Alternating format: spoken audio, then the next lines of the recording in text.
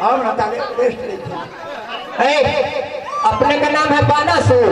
हाँ और रउआ बाबू जी के लेने 50 रुपया सब 250 हो गए।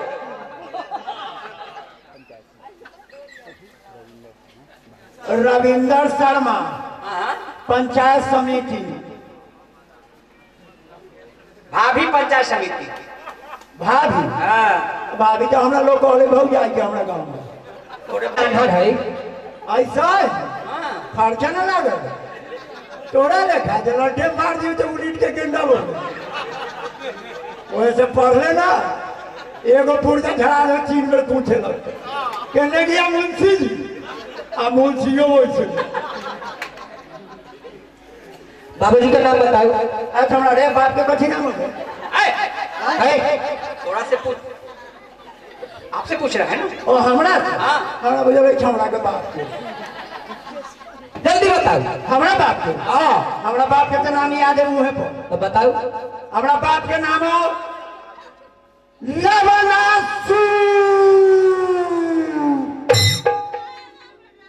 लवनासु अरे सब एक के खानदान का है क्या? आंधळे खानदान का? इस सब आन्हर खानदान के हैं। ए सुर मतलब जानता है? सुर मतलब आन्हर। आन्हर एक के खानदान का है। तू का खानदान के खिसियाइले पहला। सुर मतलब क्या होता है? ए आन्हर आन्हर तो तुम कथी करे थे? अरे ना थोड़ा नहीं जा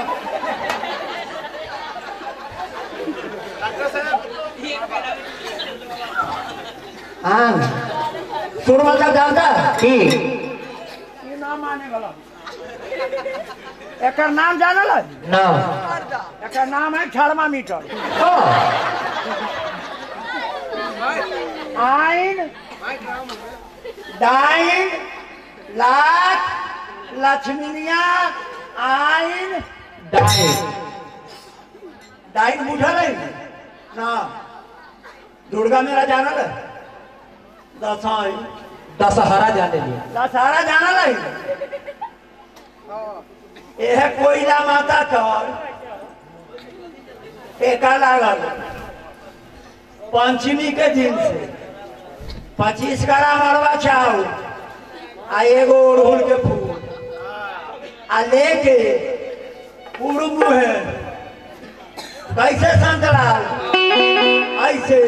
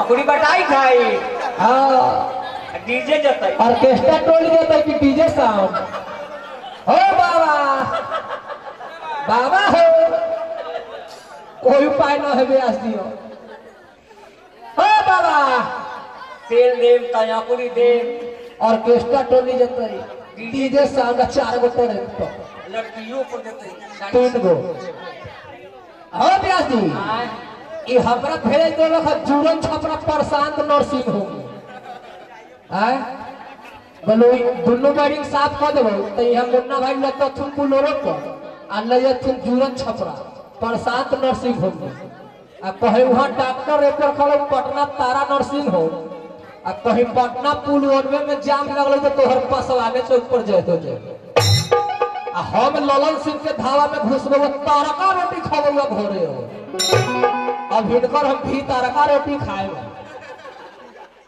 बुझाई क्या वो बात ना है व्यास जी हाँ ई ऑर्केस्ट्रा टोली पर ब्रेक डांस मारे थे देखो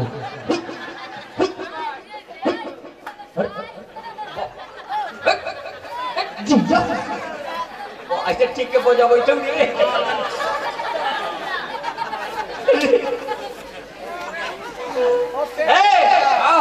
वो बात ना हो हां इस सोनेलाल भाई के देख के हां ई मुंह बंद कर लेल ओ घड़िया से बड़ा बीरताई बतियाई खूब तो न सुनैत रहली ई करम मुंह करम ऐसे करम अब रहना दियो ऐसे ही एक करा के मुंह खोल दो खोल दी मैं खोल दी संकल भाई खोल दो हे अरे बाप रे बाप माए के पापा अब हमरा जना होता अब हमरा एक गुलार देखो ना अब ना होता अरे पैरालिसिस मार दिया है तुमको अब ना होता। सुनो ना तुमको ले चलेंगे समस्तीपुर भाड़ा के लिए 100 रुपया मिल गया मुन्ना भाई की तरफ से ना हम गाछी वाला में ना दो गाछी वाला में डुप्लीकेट दवाई दे हम जब आ गया तू गोटा के खबर में हमरा चला ना हो तो जाओ सवेरे चल जाओ रे